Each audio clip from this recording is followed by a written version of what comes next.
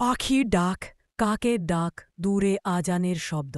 বাংলার এক শান্ত গ্রাম, চারপাশে সবুজ ধানক্ষেত, মাটির পথ আর দূরে ঘন শালবন। গ্রামে আজ সন্ধ্যা নেমেছে, কিন্তু আজকের সন্ধ্যা যেন অদ্ভুতভাবে নীরব। গ্রামের নাম ভূঁইয়া। সেই গ্রামে এক গরিব কৃষকের পরিবার বাস করত। তাদের একটা ছেলে ছিল। কৃষক সারাদিন জমিতে কাজ করত আর দিন শেষে বাড়িতে ফিরে আসত। রাহেম, সন্ধ্যা হয়ে গেছে বাবা, ওই শালবনের দিকে যাস না।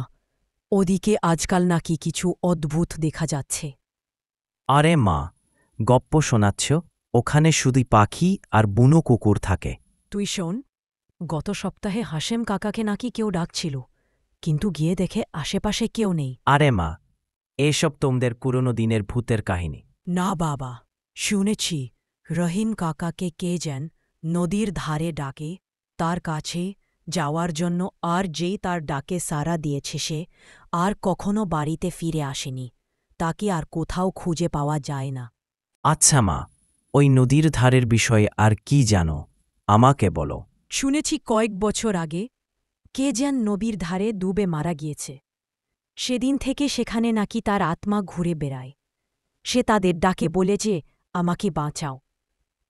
কিন্তু কেউ যদি সেখানে তার ডাকে সাড়া পেয়ে তার কাছে যায়, তাহলে তাকে আর কখনো জীবিত ফিরে পাওয়া যায় না। পরের দিন তার লাশ নদীতে ভাসতে থাকে। এই গ্রামেও এরকম ঘটনা কয়েক লোকেদের সাথে হয়েছে। সেদিনের পর থেকে সেই নদীর ধারে জঙ্গল পেরিয়ে কেউ যায় না। রাহিম সব কথা শুনে এবং তার কাছে এ কথাগুলো এরকম রহস্যময় মনে হয়। রাহিম মনে মনে ভাবতে থাকি, কি আছে ওই পুকুর পাড়ে যে মানুষ যেতে ভয় পায়। মা যে কথাগুলো বলছি তার সত্যিই নাকি এগুলো আমাকে না যাওয়ার জন্য ভয় দেখাচ্ছে। রাহিম কিছুই বুঝতে পারছে না। কিছু না বুঝে রাহিম ঘর থেকে বেরিয়ে যায়। রাহিম ঘর থেকে বেরিয়ে যাওয়ার পর তার বাবা বাড়িতে ঢুকে রাহিমের মাকে বলে, কি হলো? ঘরে এভাবে দাঁড়িয়ে আছো, আর রাহিম্বা কোথায় গেল? রাহিম ওই পুরনো জঙ্গলের পিছনে পুরকুর ঘাটের কথাটা জিজ্ঞেস করছিল। আমি রাহিমকে সব কথা খুলে বলি। রাহিম তা শুনে এবং কি যেন মনে করে বাড়ি থেকে বেরিয়ে চলে গেল। রহিমের বাবা আর কথা না বাড়িয়ে চুপচাপ দাঁড়িয়ে থাকে। রহিম পুকুর ঘাটে মন খারাপ করে বসে সেই পুরনো বটগাছের নদীর কথাটা ভাবতে থাকে। রহিম ভাবতে থাকে, কি আছে ওই নদীর ধারে যে মানুষ সেখানে যেতে ভয় পায়। কে বা সেই ভূত? ভূত নাকি মানুষ নিজ স্বার্থের জন্য ভয় দেখায়? রহিম ভাবতে থাকে।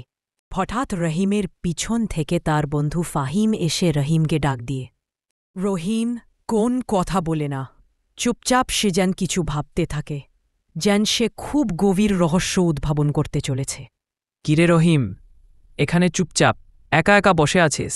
কিছু কি ভাবছিস? কি ভাবছিস বল আমাকে। রহিম কোন কথা বলে না।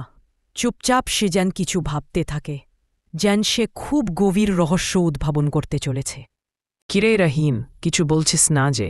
তোকে কি কিছু জিজ্ঞেস করেছি? আরে না, কিছুই ভাবছি না। তুই কি সেই পুরনো বটগাছের পুকুর পাড়ের কথা কিছু শুনেছিস? গ্রামে সবাই বলি সেই পুকুর ঘাটে নাকি কারো আত্মা ঘুরে বেড়ায়। ভয় সেখানে কারো যাতায়াত বন্ধ। সেখানে যেতে সবাই ভয় পায়। সেই ঘন জঙ্গল পেরিয়ে সে বটগাছের তলায় আজ নাকি কারো আত্মা ঘুরে বেড়ায়। কেউ নাকি তার ডাকে সারা দিনে তাকে আর খুঁজে পাওয়া যায় না। আসলেই এ ঘটনাটা কি সত্যি? এটা নিয়ে ভাবছিলাম এতক্ষণ বসে বসে। হ্যাঁ, আমিও শুনেছি, কিন্তু এই ঘটনা কতখানি সত্যি আমি সেটা জানি না। আমারও এর রহস্য বের করার খুব শখ, কিন্তু কখনো সাহস হয়নি যে কি করে এই ঘটনার রহস্য উদ্ভাবন করব। তাহলে চল আজকে রাতে সেই ঘন জঙ্গল পেরিয়ে সেই বটগাছের পুকুর পাড়ে রহস্যটা বের করতে যাই। কিন্তু সেখানে যাওয়া কি আমাদের জন্য ঠিক হবে? তাও আবার রাতে একা একা। যদি মানুষের বলা ঘটনা সত্যি হয়ে থাকে, তাহলে তো আমাদের জন্য খুব খারাপ হবে। রহিমের জোড়াজড়িতে ফাহিম রাজি হয়ে যায় এবং তারা ঠিক করে যে আজকে রাত্রে তারা ঘন জঙ্গল পেরিয়ে সেই বটগাছের রহস্য বের করতে যাবে। চাঁদের আলো, গ্রামের নীরবতা, ঝিঞ্জি পোকার ডাক, অন্ধকার, মানুষের কোনো শব্দ নেই। রহিম তার জন্য মাঠে পাশে দাঁড়িয়ে অপেক্ষা করতে থাকে। এক পর্যায়ে ফাহিম চলে আসে। তারপর ফাহিম আর রহিম রওনা দেয় সেই বট গাছের পুকুর পাড়ে। পথে হাঁটতে হাঁটতে ফাহিম বলতে থাকে, এত রাতে সেই পুরনো বট গাছে পুকুর পাড়ে যাওয়া কি আমাদের জন্য ঠিক হবে? রহিম কোন কথা বলে না। তারা চুপচাপ থাকতে থাকে। হাঁটতে হাঁটতে তারা জঙ্গল পেরিয়ে সে পুরনো বটগাছের নিচে আসে। ঠান্ডা হাওয়া, চারিদিক নিঝুম অন্ধকার। পূর্ণিমার রাত চাঁদের আলোয় পুকুর পাড়ে পানিগুলি টলমল করছে। রহিম বলে ওঠে, কোথায় কারো আওয়াজ তো শুনতে পায় না। তাহলে গ্রামবাসী কি আমাদের এতদিন মিথ্যে গল্প শোনাত, যাতে ভয়ে কেউ এ পুকুর পাড়ে না আসে? পাড়া দুইজন সামনে কি যেন দেখতে পায়। ভালোমতো তাকিয়ে দেখতে সাদা কাপড় পরা, চোখ দুটি লাল যেন রক্ত পড়ছে, গায়ের রং সবুজ, এলোমেলো চুল তাদের দিকে বড় বড় চোখ করে তাকিয়ে আছে। এটা দেখতে ফাহিম বুঝতে দেরি করে না যে এটা সেই আত্মা। ফাহিম রহিমকে ছেড়ে দৌড়ে পালিয়ে যায়। রহিম সেখানে অজ্ঞান হয়ে পড়ে যায়। ঘণ্টাখানেক পর রহিমের জ্ঞান ফিরে তাকিয়ে দেখি তার সামনে কেউ নেই। সে ভাবতে থাকে হয়তো সে স্বপ্ন দেখেছে, কিন্তু সে ভালোমতো চোখ মেলে তাকিয়ে দেখে সে বটগাছের পুকুর পাড়ে শুয়ে আছে। তার বুঝতে দেরি হয় না। পরের দিন সকালে সবাই সবার কাজের জন্য বেরিয়ে যায়। রহিমের বাবা তার কোড়াল নিয়ে জমিতে চাষ করার জন্য বেরিয়ে পড়ে।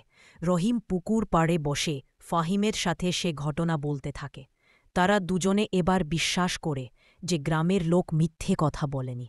রহিম কিছুতেই এই ব্যাপারটা বলতে পারছে না, যেন তার কাছে এখন এটা স্বপ্ন হয়ে আছে।